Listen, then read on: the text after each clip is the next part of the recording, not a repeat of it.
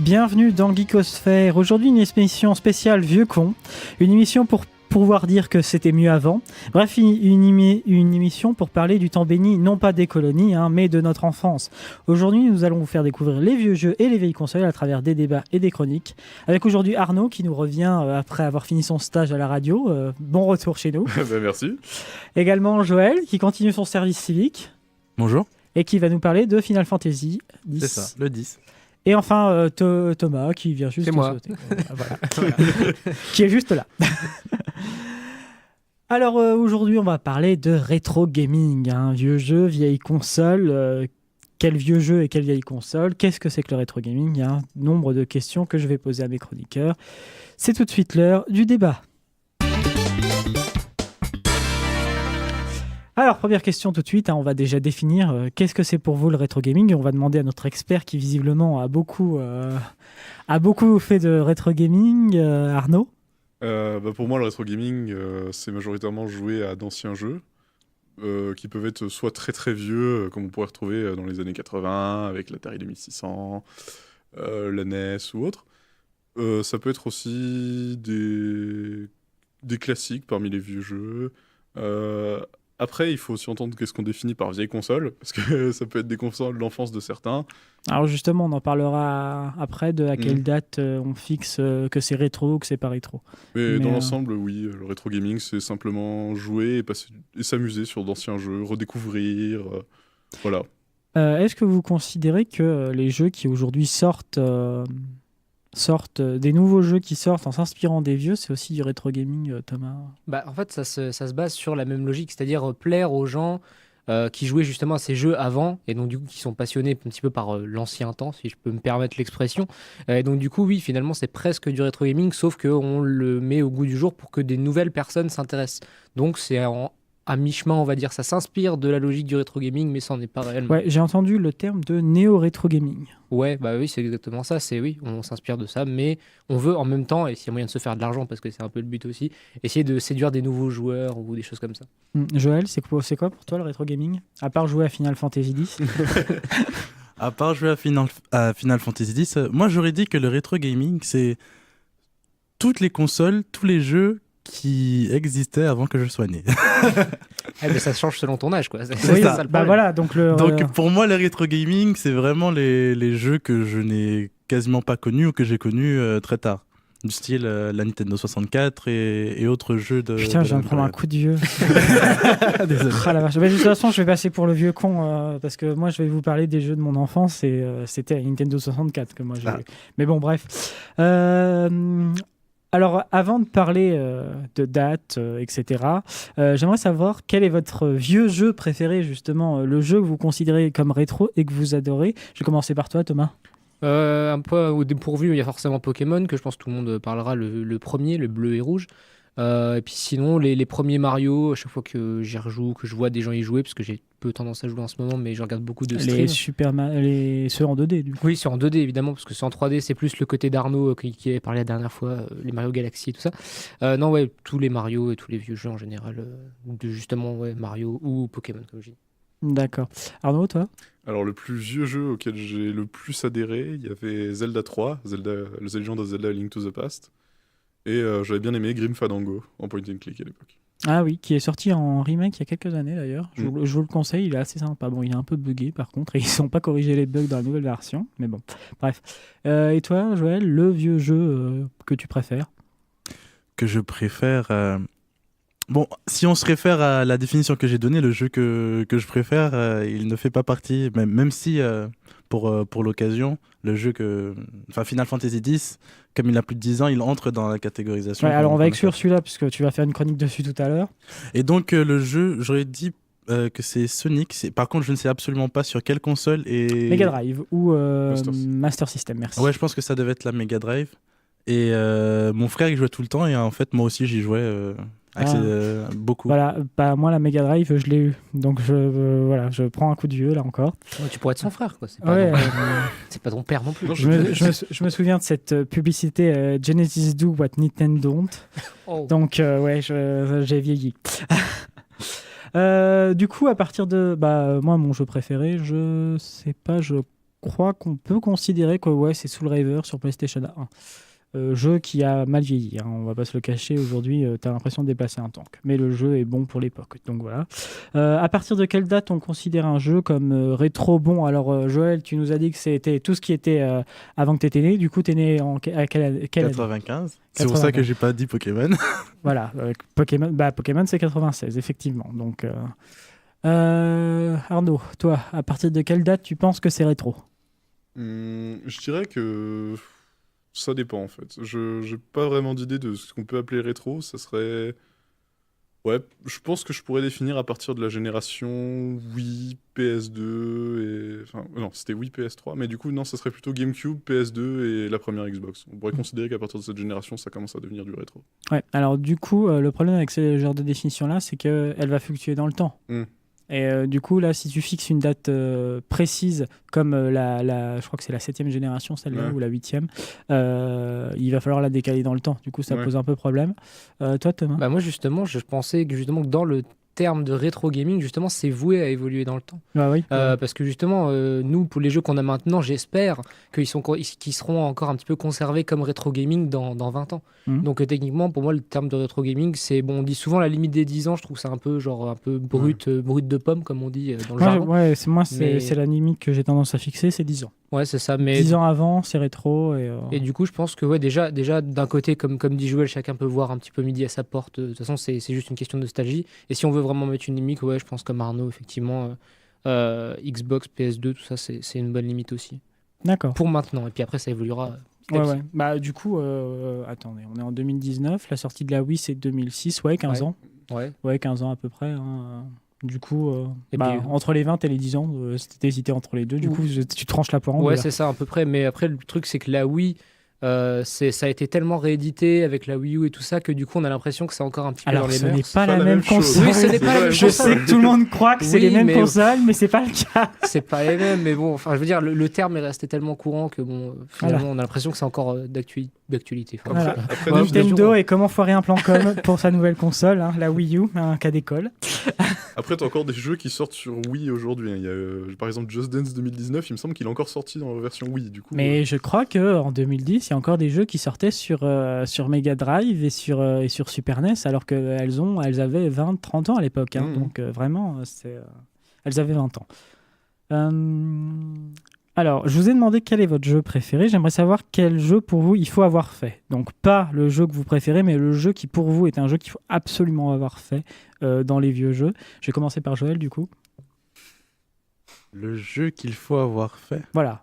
Donc pas forcément ton jeu préféré, mais un jeu que tu estimes qu'il faut vraiment avoir fait parce que ça fait partie de la culture générale et que si tu l'as pas fait, tu vas avoir des lacunes, quoi. Donc généralement, on a tendance à citer Super Mario Bros. Non, c'est pas forcément un jeu auquel j'ai joué. Non, justement, je te demande pas un jeu auquel tu as joué, mais le jeu qu'il faut avoir fait. Le jeu qu'il faut avoir fait, celui. Bah, moi, j'aurais dit Street Fighter en fait. J'aurais pas dit. Alors le 2, hein, parce que le 1, c'est une purge. Bah, après, en termes de. Quand je dis Street Fighter, c'est dans son intégralité, c'est pas forcément un jeu en particulier, mais pour Oui, moi, non. j'aurais dit Street Fighter. D'accord, Street Fighter, ouais, on va quand même dire le 2 parce que c'est le plus connu et qu'en plus le 1 était vraiment, enfin c'est vraiment une purge, donc la saga des Street Fighter en forcément, commençant par le 2. c'était un jeu d'arcade aussi, du coup. Le Street 1, c'était Ouais, vraiment un c'est- jeu d'arcade à la base. du Ouais, coup. ça peut être un jeu d'arcade, hein, ça me pose pas de problème. Ah, justement, toi Arnaud, le jeu qu'il faut avoir fait. Alors, j'aime pas trop le terme de dire qu'il faut avoir fait absolument un jeu parce que chacun a ses expériences. Mais, Oui, bien sûr, mais si vraiment je devais en disons le jeu que vous conseillerez à quelqu'un, le vieux jeu que vous conseilleriez à quelqu'un qui n'y connaît rien.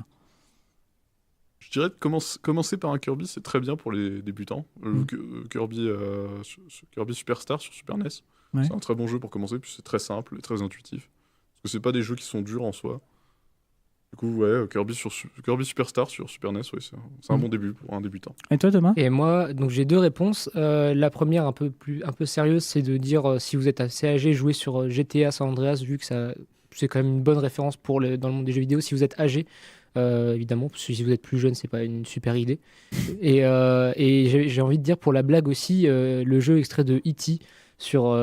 Sur- Ah, donc là, sur Atari. Atari 2600. Non, mais c'est donc juste toi- pour se rendre compte de l'évolution du jeu vidéo et de se rendre compte à quel point c'était dur par certains moments le monde du jeu vidéo et puis l'entreprise, dire que ça a failli s'effondrer avec ça et voir ce que ça a été justement le développement pour arriver justement donc au jeu. toi, maintenant. c'est le jeu qu'il faut avoir fait pour se rendre Pour se compte rendre compte. Ouais. de à quel point c'était des purges par moment sur l'Atari 2600.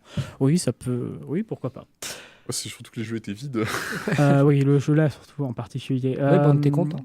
Pas Bon moi. alors, moi je me suis posé la question de, en fait, c'est des vieux jeux, les mécaniques sont parfois ultra rigides, donc pourquoi y jouer? Enfin, on a des jeux qui sont plus beaux, qui sont plus souples. Pourquoi jouer à des vieux jeux aujourd'hui, du coup, Arnaud? Pourquoi tu joues à des vieux jeux plutôt qu'aux jeux nouveaux, plus fluides, etc. C'est parce que Ou au remake des vieux jeux qui sont bien souvent plus fluides aussi. Donc, en soi, c'est beaucoup par curiosité parce que la majeure partie des genres de jeux que j'aime bien s'inspirent de mécaniques. Ces mécaniques ont évolué à travers le temps et justement, c'est bien de découvrir d'où viennent ces mécaniques. Pour moi, par exemple, la mécanique du fait que l'écran se déplace quand on joue à Mario, ce qu'on appelle le scrolling, c'est apparu avec ça a vraiment été popularisé avec le premier Mario Bros. Et du coup, c'est aussi parce que c'était un des seuls. alors précise quand même ce que c'est que le scrolling, parce que les gens parlent pas forcément la langue. En fait, c'est le fait que lorsque son personnage arrive vers un bout de l'écran, l'écran va se mettre à déplacer pour afficher ce qu'il y a après. En fait, c'est pas le personnage qui bouge sur l'écran, c'est l'écran qui bouge par rapport au personnage. Voilà. Et du coup, C'est vraiment juste.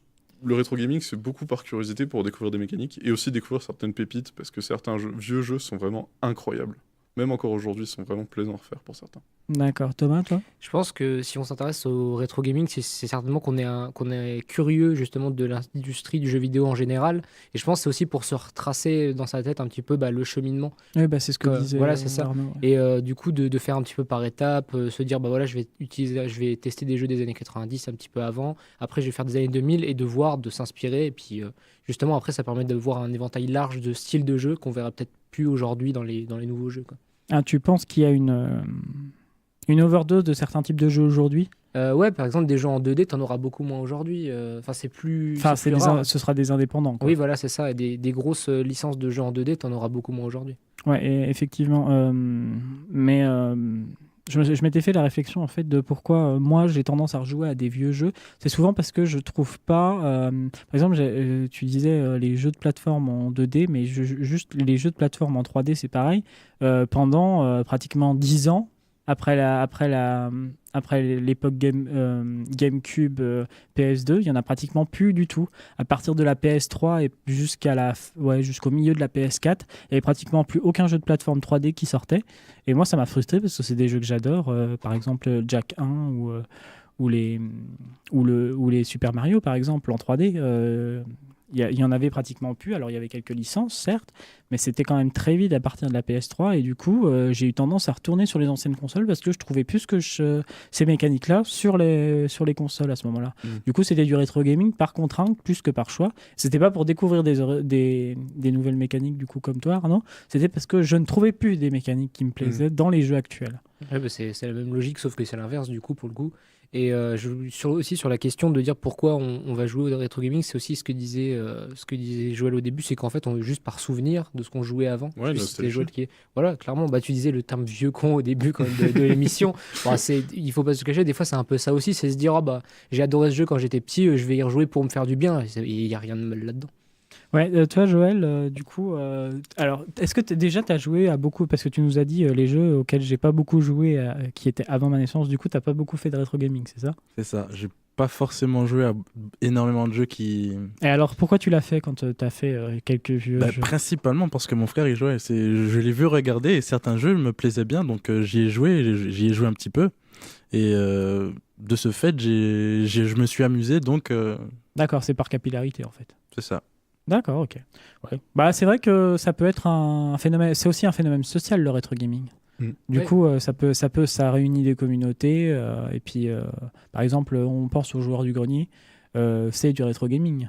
Oui, puis du coup, ils nous montrent les jeux et on voit des images, on se dit, ah, ça a l'air quand même sympa. Surtout qu'ils le mettent non. souvent en avant. Non, mais non, oui, pas mais- le jour du grenier. non, mais on peut. Après, c'est ton analyse propre. Tu peux voir les jeux, même s'il en dit du mal. Toi, tu vois les jeux et tu t'y intéresses et t'as envie d'y Oui, jouer. c'est vrai qu'il y a aussi Voilà. beaucoup de mauvaise foi. Voilà. Et puis, C'est ça. on peut aussi citer un des plus grands noms dans le rétro gaming, c'est l'Angry Video Game Nerd, Oui. qui a inspiré justement le jour du grenier. À voir si on est vraiment angliciste. On peut écouter les vidéos, mais sinon, ouais, non. Oui, bien sûr. C'est la même logique que si ton père il te montre un jeu qui dit ah bah celui-là je l'ai bien aimé ou celui-là je l'ai pas aimé, bah peu importe si lui il l'a aimé ou pas, tu as le droit de t'y intéresser et puis tu le fais quoi. Je vous propose de faire une première pause musicale. Alors j'ai choisi une bande son très rétro gaming aujourd'hui. Par exemple, on va écouter la musique d'un boss de Rayman 1, le tout premier qui est sorti en 1995 sur PC et PlayStation 1. C'est la musique du boss Moustique.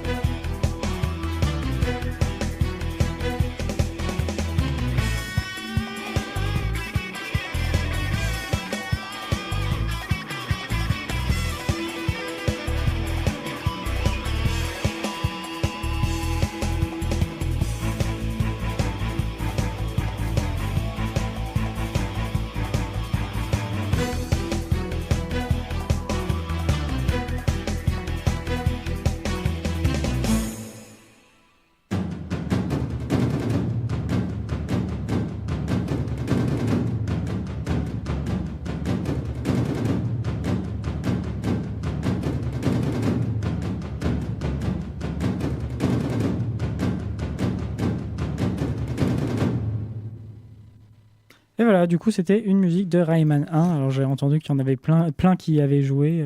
Arnaud, ça t'a rappelé des souvenirs. Alors, je pense que sur la Game Boy, c'était pas la même qualité de son. Non, c'est clair que c'était pas la même qualité de son. Voilà. Pendant la pause, tu nous as dit qu'une autre raison pour laquelle tu jouais à des vieux jeux, c'était quoi ? C'était parce que justement, quand j'étais gamin, j'avais que des vieilles consoles, parce que ma mère était une grande joueuse de Nintendo, déjà à son époque. Et du coup, la première console avec laquelle j'ai joué, c'était la NES. Ouais. Et du coup, ça m'a fait me rappeler que moi, du coup, ma première console, et pas la première console que j'ai eue, mais la première console qu'on avait à la maison, c'était la Vectrex. C'est-à-dire une console qui n'était pas faite avec des pixels, mais avec des vecteurs. C'est une console qui est unique en son genre aujourd'hui. En plus, il me semble qu'elle vaut assez cher et qu'elle est très difficile à trouver. Mais c'est très intéressant d'essayer d'y jouer. Parce qu'en plus, les jeux n'étaient pas mauvais dessus. Bon, il y en a eu 8 ou 9. Hein, c'était pas ouf non plus. Oui. Mais c'était une console assez particulière qui avait son propre écran. Et alors que c'était pas une console portable. Hein. Et du coup, c'était un peu particulier. Mais du coup, voilà. Alors, j'ai une question pour vous. C'est comment faire du rétro gaming ? C'est-à-dire, est-ce qu'on prend un émulateur ? Est-ce qu'on rachète des vieilles consoles d'occasion ? Est-ce qu'on achète les nouvelles versions des vieilles consoles qui sont sorties il y a quelques mois ? Arnaud, c'est toi l'expert. On va commencer par toi. Alors, moi, je dirais que le plus simple, c'est si on a une console récente ou autre, ça c'est de prendre des portages d'anciens jeux. Par exemple, je vais citer le portage de Secret of Mana sur PS4 qui était sorti il y a un petit moment. Parce que vouloir jouer sur des vieilles consoles avec encore les vieilles manettes et les vieilles cartouches, ça peut coûter très vite très cher. Oui, c'est une question budgétaire d'abord. Voilà, c'est vraiment une question budgétaire. Après, si on est collectionneur, c'est vrai qu'on peut se lancer là-dessus. Je dirais aussi l'émulation est un bon moyen de se lancer dedans, même si normalement c'est interdit l'émulation, mais honnêtement, ça pose pas vraiment de problème, ça reste un bon moyen de... Si vous avez les jeux, ça pose pas de problème. Alors, en vrai, non, parce que ce qu'il faudrait faire, ça serait toi-même utiliser ton jeu et l'expédier toi-même sur ton Oui. PC. Alors, c'est un bordel monstre au niveau légal, mais en vrai, les gens s'en foutent si vous jouez sur émulateur, c'est très bien, ça permet d'expérimenter aussi des vieux jeux.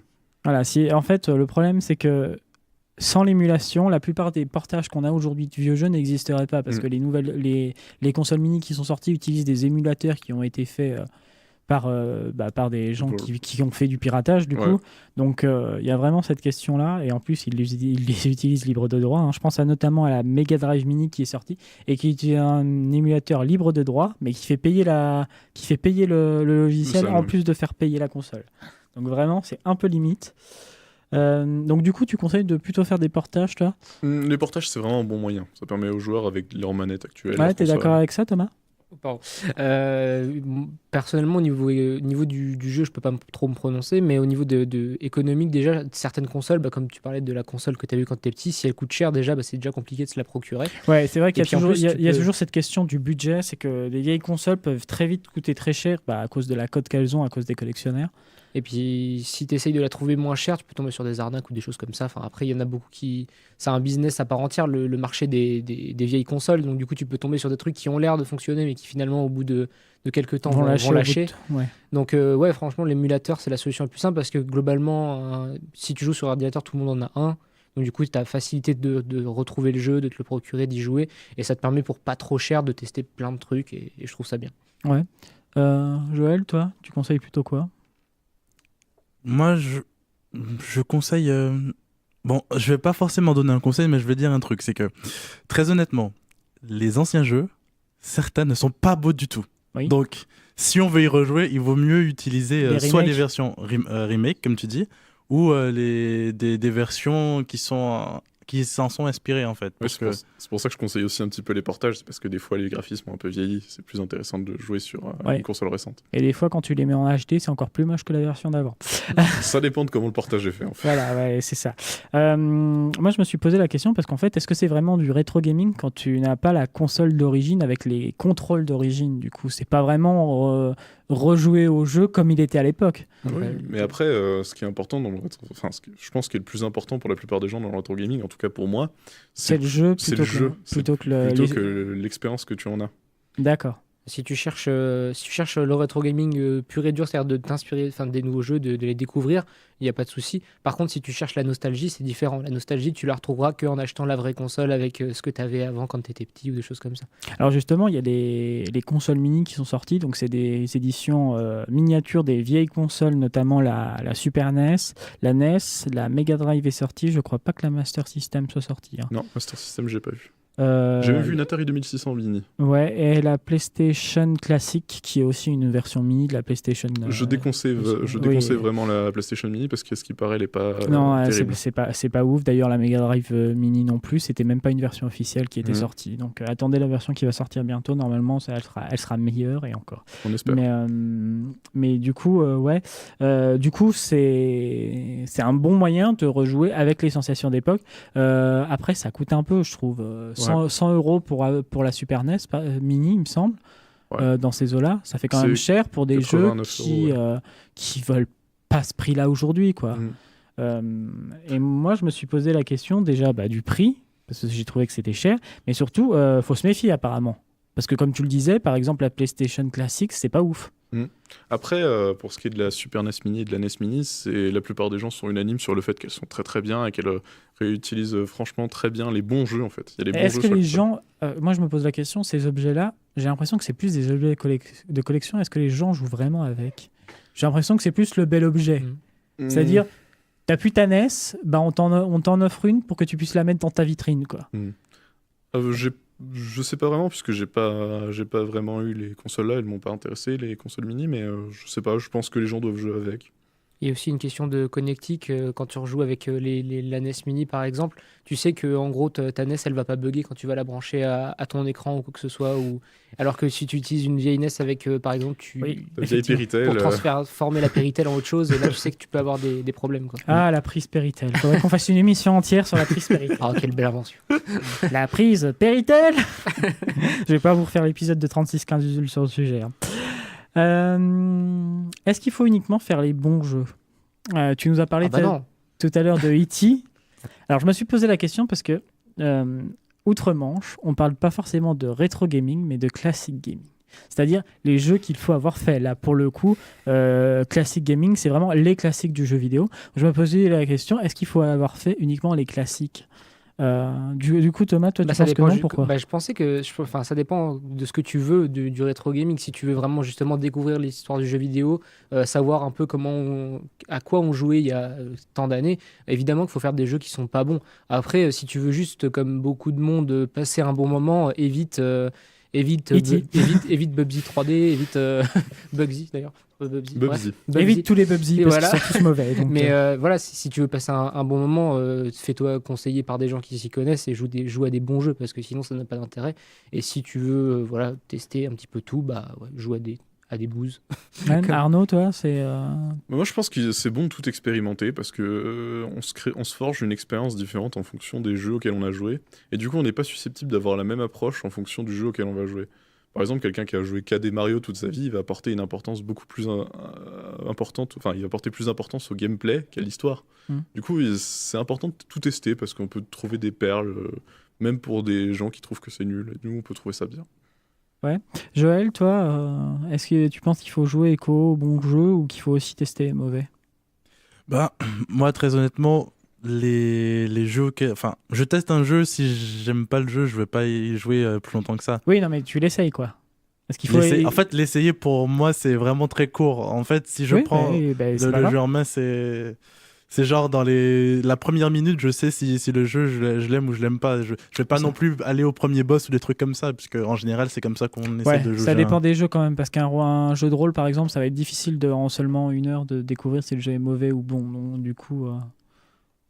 Alors, en général, je vais plutôt m'orienter vers les jeux que j'aime bien. Et si on m'en parle et que on me dit D'accord, que donc toi, c'est tu es bien. plus dans une optique de prendre du plaisir plutôt que ce que disait Thomas, de découvrir. Ouais. Moi, en fait, je me suis dit, et en fait, c'est une expérience que j'ai eue, donc voilà.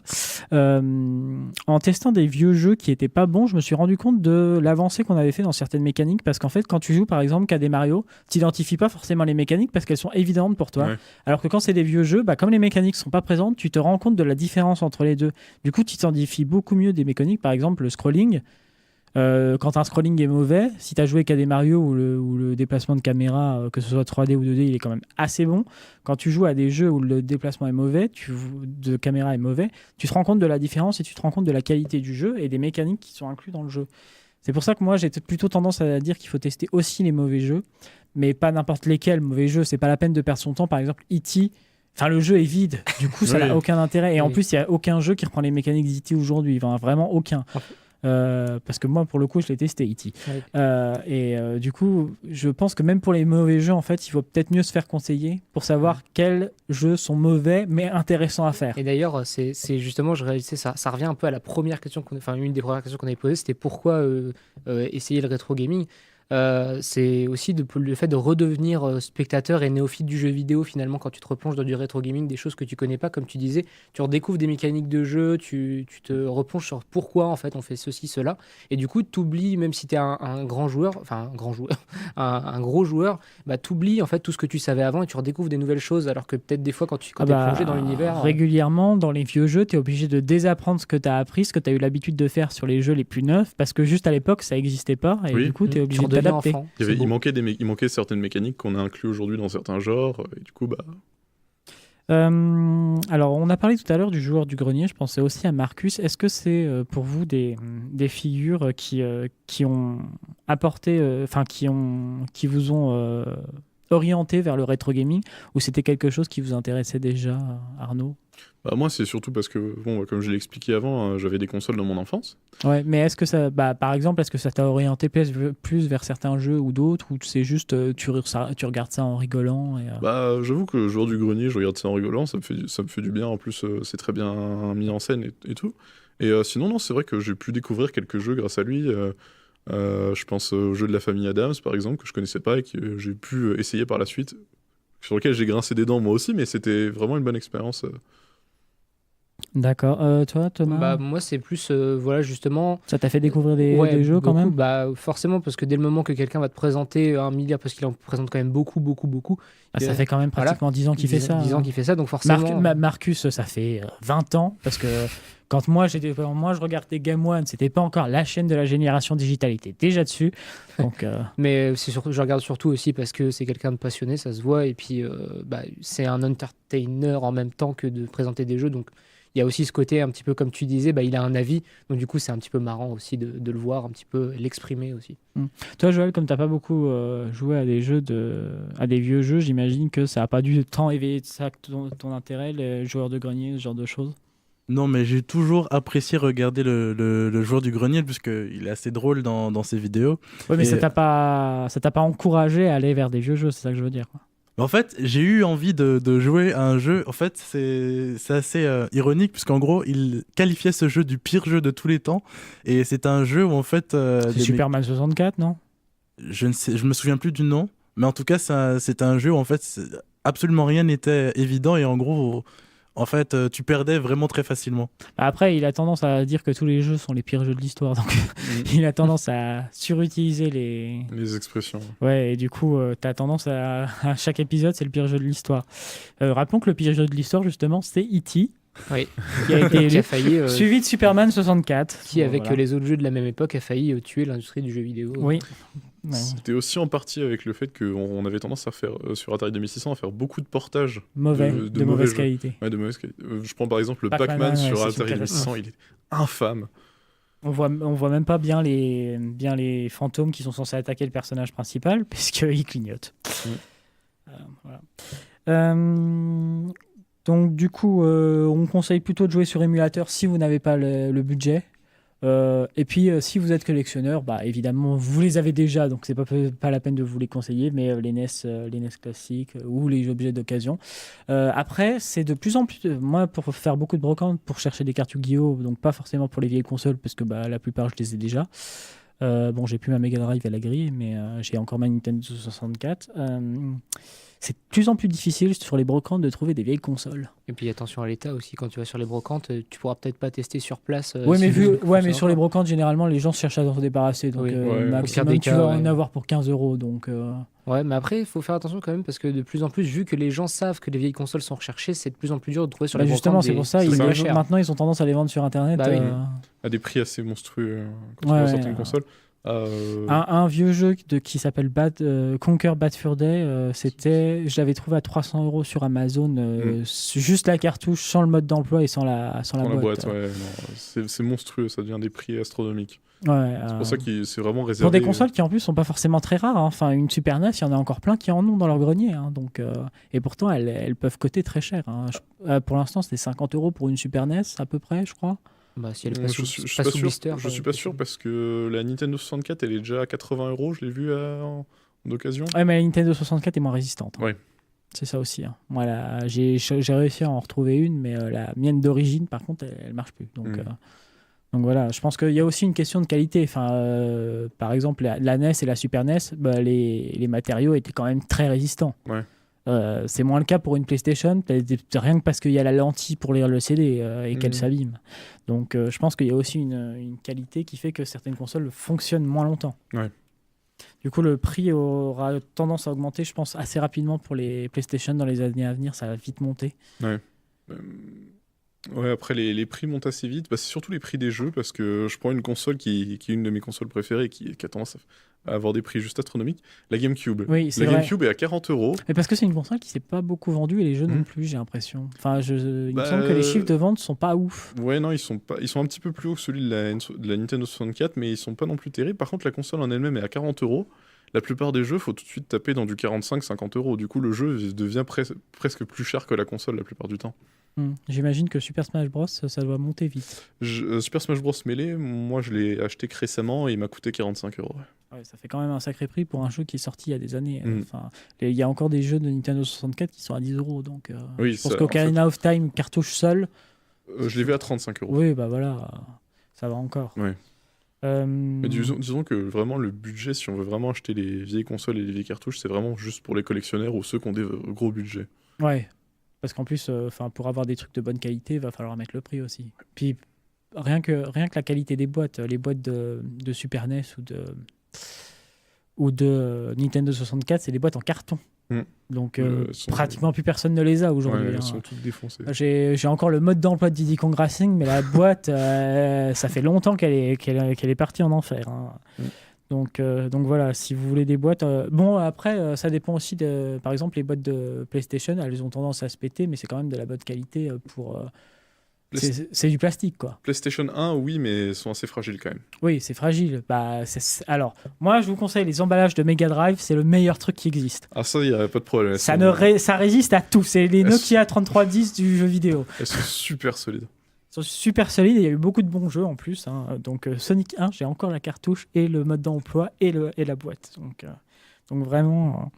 Alors, est-ce que selon vous, il faut faire une éducation, parce qu'aujourd'hui, le jeu vidéo est un art, hein, tout le monde le sait. Les gens l'appellent le 10e art aujourd'hui, c'est aussi une industrie, hein, mais c'est aussi un art. Est-ce que vous pensez qu'il faut une éducation au jeu vidéo comme on fait une éducation au cinéma, à la littérature? Est-ce qu'aujourd'hui, vous pensez qu'il faut une éducation aux jeux vidéo? Et je te vois, Thomas, Oui. qui est au pin du parce qu'en fait, sous-chef. ça me fait penser à... Car tu es un homme réservé, comme disaient des proches. Oh, c'est beau. Non, parce que ça me fait penser à... souvent, je parle avec des enfants de 11-12 ans et ils disent « Ouais, moi j'adore le jeu vidéo, je suis fan de jeux vidéo. » Au final, tu leur demandes ce qu'ils aiment dans le jeu vidéo, ils te disent Fortnite. Et du coup, moi, ça m'énerve un petit peu parce que je me dis... Parce qu'il n'y a pas que Fortnite. Parce que moi, déjà, moi, je me dis pas forcément ultra fan de jeux vidéo. J'aime bien ça, mais je me prétends pas comme un expert. Et eux, ils te sortent, ouais, moi, c'est ma passion et tout machin, mais ils n'ont joué quasiment qu'à 2-3 jeux.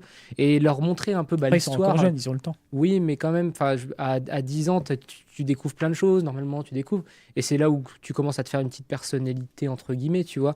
Et l'adolescence, c'est un moment charnière. Donc, avoir des petits cours comme ça, de dire, voilà, le jeu vidéo est né à ce moment-là. De dire, il y a eu des erreurs, il y a eu ça, ceci, cela. Découvrez tel jeu, ça leur permettrait de, voilà, s'ils veulent vraiment devenir fans de jeux vidéo, d'avoir un horizon vachement Pas large. devenir fan, mais au moins, c'est un art, il y a des classiques. Et puis, il y en a, puis s'ils veulent travailler. Rappelons quand même que c'est la domaine-là. plus grosse industrie culturelle au monde. Hein. Et s'ils veulent travailler dans ce domaine-là, clairement, il faut qu'ils aient une base solide. Je pense que les gens qui veulent travailler dans le jeu vidéo ont tendance à avoir une culture suffisante. Oui, quand même. Mais donc oui, c'est clairement indispensable aujourd'hui. Sinon, ça fait passer le jeu vidéo pour un truc un petit peu d'amateur si on l'enseigne pas au même titre que le cinéma. Ça a tendance à faire comme les romans de gare pour la littérature, quoi. Ouais, c'est ça. C'est un truc Arnaud, de toi, t'es pour qu'il n'y ait pas forcément des cours, mais une éducation, quoi. Je pense qu'une petite éducation peut pas faire de mal parce que le jeu vidéo aussi transmet des messages politiques, des messages artistiques. Et du coup, oui, il y a vraiment des œuvres qui, pas forcément faut avoir fait, mais au moins avoir découvert quelque chose de semblable. D'accord. Et toi, Joël? Je pense que ça peut toujours être intéressant. Après, c'est clair que une personne est toujours influencée par les jeux auxquels elle a joué, évidemment. Comme elle est influencée par les livres qu'elle a lus. C'est ça. Donc, même si on fait une éducation aux jeux vidéo, en fait, les jeux que la personne a lus ont toujours une influence plus forte que ce que les mais autres je me suis posé la question parce qu'on fait lire des romans qui sont très vieux, très vieux, qui sont vieux comme Le Rouge et le Noir de Stendhal. Donc il y a des classiques de la littérature, c'est là que je voulais en venir. Il y a aussi des classiques du jeu vidéo. Du coup, je me suis posé la question, est-ce que ne devrait pas y avoir une éducation dans les deux cas, quoi? Après, il faudrait définir ces classiques, justement. Il faudrait faire un consensus pour qu'on définisse ces classiques. Parce que...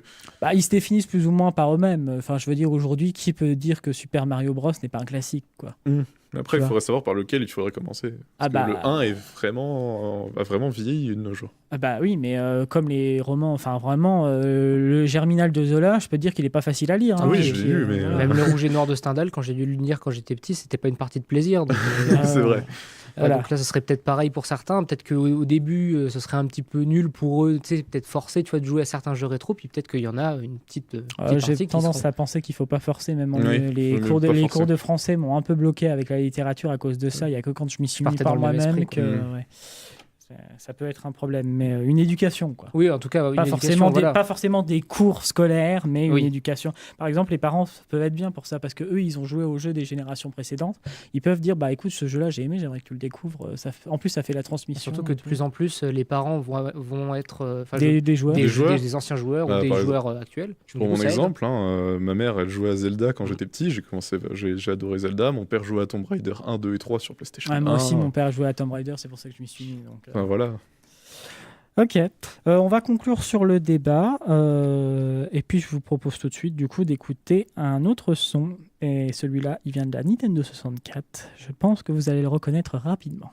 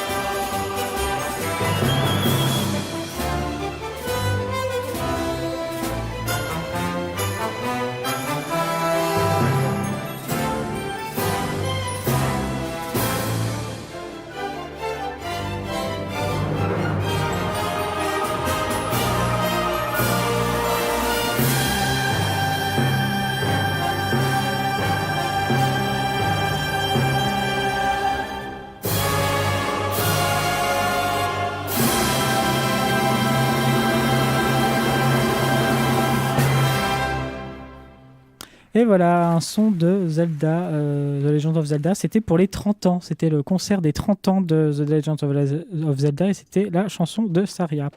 Et on va tout de suite passer à la chronique de Joël sur Final Fantasy. Tu vas nous parler de Final Fantasy X, du coup, qui est sorti en quelle année ? C'est sorti en 2001 au Japon et en 2002 en France. Donc voilà, donc c'est rétro. T'es dans le thème, c'est bon, vas-y, je te laisse. Et donc, je vais vous présenter Final Fantasy X, mais aussi un tout petit peu le 10-2 qui est la suite de l'histoire. Et donc, le 10-2, il est sorti en 2003 au Japon et en 2004 en Europe. Et donc, en ce qui concerne Final Fantasy X, ça a été très bien reçu par la critique parce que c'est un univers très profond. Bon, après, je suis un peu subjectif parce que j'aime beaucoup le jeu. Et le jeu, il a été vendu à plus de 8 millions d'exemplaires. Et donc, c'est un classique. Enfin, c'est un classique, c'est un hit, quoi. C'est ça. Et le 10-2, malgré le fait que les critiques ne l'ont pas beaucoup apprécié, il est vendu à 5 millions d'exemplaires. D'accord. Même s'il a été bien noté, c'est juste que la fanbase du 1 n'était pas forcément d'accord avec la façon dont le 2 était fait. Bah, disons que le jeu est déjà long de base. Enfin, s'infliger une suite à un Final Fantasy, c'est quand même un peu spécial. Hein. Disons que moi je suis d'accord avec l'avis en général des gens, j'ai pas aimé le 10-2, pourtant j'ai fait le 10-1. Ouais. Et du coup, et ça, donc, de quoi que ça nous cause et qu'est-ce que c'est ?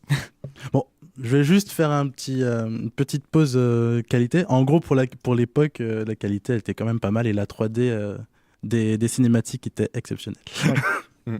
Pour l'époque, bien sûr. Hein. Si on compare à maintenant, c'est... Franchement, même encore maintenant, ça va. Ça a de la gueule, certaines Pour les cinématiques cinématiques, ça ont va. de la gueule. Ah, Après, le jeu en lui-même a pris un coup de vieux. Ça. Oui, je suis content de vous l'entendre dire. Alors, dans le jeu, on incarne un personnage qui s'appelle Tidus, qui arrive qui est un champion de blitzball, une espèce de combinaison entre le football, le handball et le water polo, et qui se passe sous l'eau.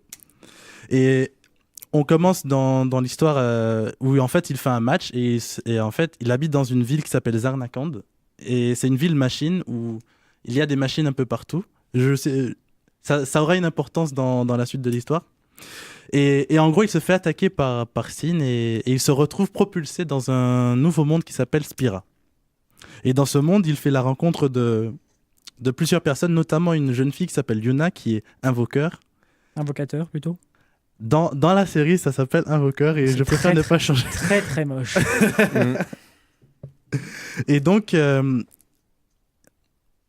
elle explique à Tidus que au fur et à mesure de l'histoire, on découvre que ce monde est régi par la principale entité qui est l'antagoniste des héros s'appelle Sin, qui veut dire en anglais péché, et qui représente tous les péchés qu'ont commis les hommes, et notamment en utilisant les machines. Non, ça sent l'écologie à plein nez, ce truc. Notamment en utilisant les machines, ce qui fait qu'en gros, le dieu de leur religion aurait créé Sin afin de punir les hommes de l'utilisation de celle-ci. Et donc, dans ce Final Fantasy, on a une opposition flagrante entre la religion et la technologie. Et voilà. Et donc, c'est quoi comme jeu? Parce que tu nous as parlé du scénario, mais c'est quoi comme jeu? Donc, je vais déjà parler des mécanismes de combat. Le mécanisme qui a été utilisé, c'est le mécanisme de tour par battement. Le tour d'action par battement. C'est-à-dire que c'est pas du vrai tour à tour, parce que le tour à tour en général. Par contre, tu as oublié de préciser que c'était un jeu de rôle. Oui, c'est un jeu de rôle, oui, c'est vrai. C'est un jeu de rôle et c'est un tour par battement. En gros, en fait, dans un tour par tour, tous les personnages jouent dans un certain ordre. Sauf que dans Final Fantasy X, en fait, il est possible de modifier sa vitesse au cours On peut jouer, par exemple, si par exemple on a suffisamment de vitesse, on peut jouer plusieurs fois avant qu'un ennemi joue. C'est pour ça que ça s'appelle comme ça. Et donc, on affronte une quantité phénoménale de monstres, et notamment les chimères, puisqu'en fait, les chimères sont un classique de Final Fantasy. Ce sont des entités que l'on peut invoquer et des boss avant. C'est des boss et ensuite c'est des trucs qu'on peut invoquer généralement. C'est ça. D'abord c'est un boss qu'on affronte et ensuite une fois qu'on les a battus, elles deviennent entre guillemets gentilles et elles nous aident. Et elles filent un coup de main. C'est des Pokémon. Tu les bats, tu les captures, tu les invoques.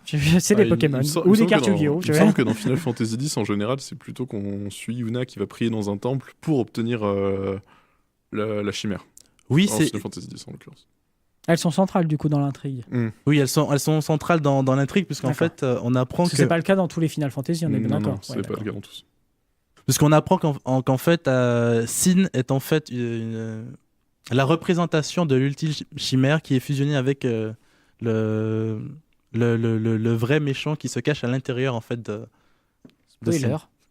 Ouais, spoiler. Ouais. Spoiler. Du coup, donc c'est un RPG en tour par battement qui est différent du tour par tour. Donc JRPG, alors on rappelle les différences entre JRPG et le jeu de rôle occidental peut-être? Oui, non? Non, bon, je vais le faire. En gros, le JRPG est très directif, c'est-à-dire que vous n'allez pas avoir de choix dans les dialogues, vous allez avoir très peu de changements de skin et ce genre de choses, alors que le RPG occidental vous laisse beaucoup plus de liberté. De toute façon, c'est un peu une doctrine de tout ce qui est japonais, hein. Vous allez avoir peu de choix dans les options, même dans les options du jeu. Donc généralement, le JRPG n'y déroge pas, vous allez avoir peu de choix. Et vous allez suivre le scénario en ligne droite. Pourtant, les zones sont quand même généralement ouvertes comme dans un jeu de rôle classique. Après, c'est vrai que c'est justement à ce genre de jeu que je jouais tout le temps. C'est pour ça que je ne savais pas quelle était forcément la différence avec les autres types de jeux. Et ben voilà, tu le sais maintenant.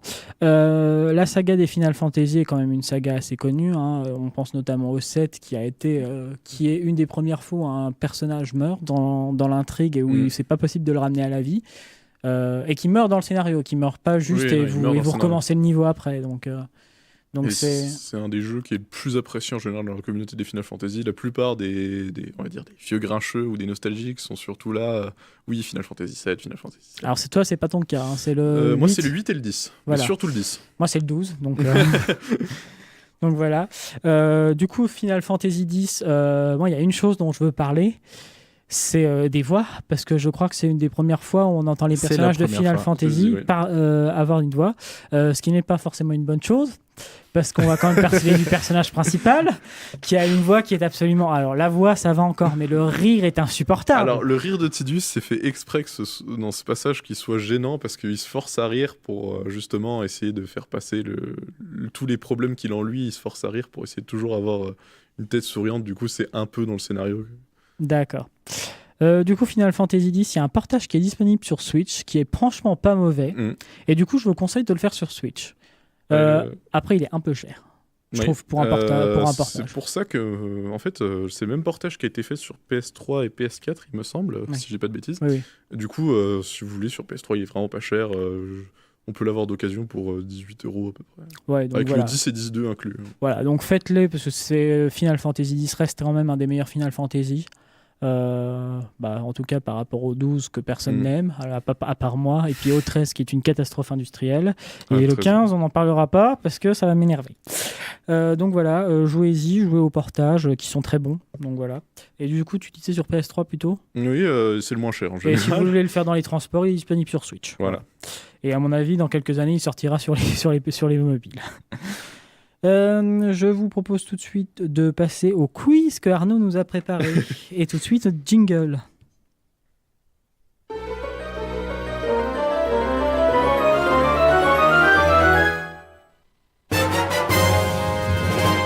Alors Arnaud, tu nous as préparé un petit questionnaire. C'est parti. En effet. Alors, c'est un petit questionnaire on va pouvoir faire entre vous trois et vous allez devoir répondre. Enfin, c'est celui qui répondra le mieux aux questions qui aura un point. Vas-y. J'ai préparé en tout 14 questions. Oh, du coup... On va pas toutes les faire. Oui, hein. non, On va déjà faire les 4 premières et puis si on a reste un peu de temps, on fera le reste. Du coup, on va commencer tout de suite avec, on va dire, qu'est-ce que veut dire l'anagramme NES ? Putain, je sais plus. Nintendo Entertainment System. C'est bon, pas pour toi. Ça, c'est question pour un champion. Ouais. Alors, deuxième question. Est-ce que vous connaissez la différence entre Mario Bros 2 version européenne et américaine et la version japonaise ? C'était pas un jeu Mario à la base. Je vais répondre à toutes les questions, je pense. Non, mais, est-ce que tu peux donner un peu plus de détails C'était pas Doki Doki Panic à la base. Si, c'était ça. Voilà, c'était un Doki Doki Panic, mais Nintendo of America avait jugé que le jeu ne se vendrait pas sous cette licence-là, donc ils ont dit non, faites-le sous version Mario, on pourra le vendre comme ça. Ok. Quelle était la première console de l'histoire ? La première console ? Oui. Ou le premier jeu ? Non, la première console. C'est pas l'Atari 2600, c'est une autre. Non, l'Atari 2600, c'est la première console démocratisée. Première console. Ouais, je sais pas, et je pense que vous savez pas non plus. Non, j'ai dû le voir, mais je sais pas. Ouais, Joël non plus. Hein. C'est l'Odyssée de Magnavox. Ah, Oh là voilà. là. C'est de quelle nationalité ? C'est japonais aussi ou c'est Non, c'est américain. Non, c'est Américain. je pense. Ouais. Du coup, citez-moi 3 autres mascottes de jeux de plateforme, parce que c'était un genre assez populaire dans les années 80. Autre que Banjo, Sonic, Mario, Crash, Spyro, Rayman et Deka. Et bah du coup Bubsy. Alors Bubsy, oui. Conker. Mhm. Et puis, comment elle s'appelait ? Tiens, il y avait une étoile là avec les bras qui s'allongeaient. Je sais plus comment elle s'appelait. Banjo. Allez hop. Banjo, j'ai dit qu'on n'a pas le droit de citer Banjo. Ah, Banjo, on n'a pas le droit. moins un point. Jack. Jack, allez, Jack. Allez, Pour hop, Jack. voilà. J'avais aussi noté Gex, Wario. Bah oui. Ouais, j'ai cité que ceux auxquels j'ai joué là, en vrai. Mais une petite dernière. Alors Gex, dont le moteur a servi pour Soul River. C'est le même moteur graphique alors que les jeux ne se ressemblent absolument pas. En effet. Vas-y. Bah tiens, en plus on aurait pu le citer Raziel parce que c'est un jeu de plateforme Soul River. Qui était la mascotte de Sega avant Sonic ? Comment il s'appelle Miracle World là, putain. Alex Kidd. Voilà, Alex Kidd. Waouh. Je suis vulgaire quand je cherche les réponses. En fait, c'est un dialogue. Voilà, c'est ça. Est-ce que vous... Allez, une dernière. Une dernière. Quel est le premier jeu de l'histoire à avoir fait polémique ? C'est le jeu avec Carmageddon. C'est un jeu où non. Ah bah je sais pas alors. Un jeu d'arcade sorti en 1976 qui s'appelait Death Race. C'était un petit jeu où on contrôlait des voitures en vue du dessus et on devait écraser des gobelins. Mais le jeu, quand il a été adapté, il s'appelait Carmageddon parce que c'est la même chose, il faut rouler sur des gens. Oui, mais en fait, tu roulais sur des espèces de petits lutins. Enfin, je sais plus si c'était des gremlins. Tu roulais sur des gremlins. Ah d'accord, oui, non, c'est sur des humains dans Carmageddon. Bon, allez, et pourquoi ça fait une autre polémique pour finir. Bah, parce que tu roulais sur des gens. En fait, tu roulais sur des gremlins et à l'époque, ça faisait polémique parce que on trouvait que les le jeux but c'était du pour jeu. les enfants en fait. Et on avait des Pac-Man, des Pong et là, tu te retrouvais à rouler sur des trucs. C'est la même réflexion que de dire ils vont s'inspirer, ils vont faire pareil dans la vraie vie. Bon. Voilà, on va s'arrêter là. On va passer un peu de musique. On va passer le début de Metal Gear Solid 2, Sons of Liberty.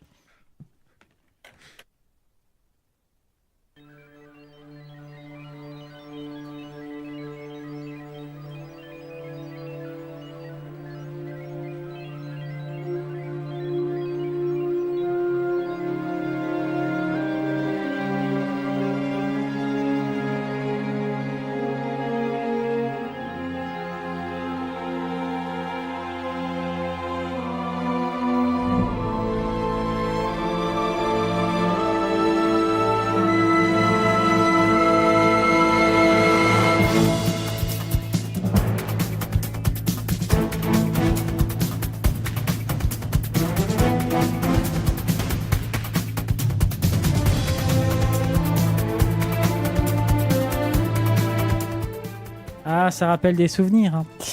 Et tout de suite, moi, je vais vous parler d'un vieux jeu que pratiquement personne ne connaît, c'est Body Harvest. Alors pourquoi je vais vous en parler? Parce que tout simplement, c'est l'ancêtre méconnu des GTA qui ont pratiquement inspiré tous les mondes libres après. Enfin, tous les mondes ouverts. Alors, GTA Body Harvest, pardon, c'est quoi? Alors, c'est une histoire débile, hein, ça sent beaucoup la série B. Hein. Alors, pour résumer, en gros, depuis 2016, la Terre est attaquée régulièrement par une armée d'extraterrestres, et en 2016, les quelques survivants décident de remonter dans le temps pour empêcher les invasions extraterrestres du passé. Donc, voyage dans le temps extraterrestre, ça sent le nanar à plein nez. Alors le jeu n'a pas eu un très très bon accueil parce que déjà il est sorti avec 3 ans de retard, le jeu est très laid, il est un peu lent, il n'y a pas encore le lock de la visée automatique qu'aura Zelda Ocarina of Time et qui initiera pour tous les autres jeux après. Donc comme il est sorti la même année, il n'avait pas eu le temps d'inclure cette mécanique. Du coup, c'est de la visée manuelle systématiquement. Donc pour toutes ces raisons, le jeu n'a pas eu un franc succès. Mais en fait, c'est le premier jeu avec un grand monde ouvert. Monde ouvert, alors vraiment monde ouvert, c'est-à-dire que c'est le monde ouvert à la GTA où vous pouvez vous déplacer avec des véhicules, hélicoptères, avions, alors que c'est pas possible dans le 3 d'avoir un hélicoptère et que les avions volent très mal pour le peu qu'il y en a. D'ailleurs, je crois que c'est même des avions qui sont coupés parce qu'ils rentraient pas dans le CD. Vous pouvez même vous pouvez même conduire une soucoupe volante, ce qui n'est pas possible dans tous les GTA qui incluent des extraterrestres, c'est-à-dire GTA San Andreas, GTA 5. Les soucoupes volantes ne sont pas disponibles, alors que The Body Harvest, qui est sorti en 1996, c'est le cas. C'est quand même un peu scandaleux. Alors pourquoi ce jeu c'est l'ancêtre de GTA? Et parce qu'en fait c'est DMA Design qui l'a construit. Et DMA Design, c'est l'ancien nom de Rockstar North. En 2002, ils ont changé de nom et en fait, toutes les mécaniques que vous avez dans GTA 3 sont reprises de ce jeu-là. Alors, bien sûr, depuis, la visée est devenue automatique, mais tout ce qui est déplacement des véhicules, c'est la même chose. Alors, bien sûr, les véhicules sont plus souples dans GTA. Il y a plus de vie, puisqu'on est passé depuis sur la PlayStation 2, et c'est pas même pas. Il y a vraiment un gap de puissance entre la PlayStation 2 et bon, là, du coup, la Nintendo, mais la PlayStation, c'était la même chose. Et du coup, c'est un jeu qui est méconnu parce qu'en fait, il n'a pas eu un fort succès. En même temps, il sort en 1998 pour vous donner une idée. C'est l'année de sortie du premier Metal Gear Solid, de Fallout 2 et d'Ocarina of Time. Impossible à cette époque que le jeu remporte un succès avec les problèmes qu'il avait. Du coup, il a été écrasé par la concurrence et personne ne s'en souvient aujourd'hui alors que c'est un des premiers jeux en vrai monde ouvert. Donc je vous conseille de le télécharger sur émulateur et de jouer quelques minutes au jeu pour vous faire une idée de ce que c'était. Voilà. Donc c'était Body Harvest. Donc on vous conseille de jouer à Body Harvest 5 minutes, on vous conseille Final Fantasy X, et puis on vous conseille de vous essayer au rétro gaming pour vous faire une culture vidéoludique. Et d'écouter la Gigosphère évidemment. Et voilà, toutes les 2 semaines, c'est sur RCN. Voilà, à bientôt.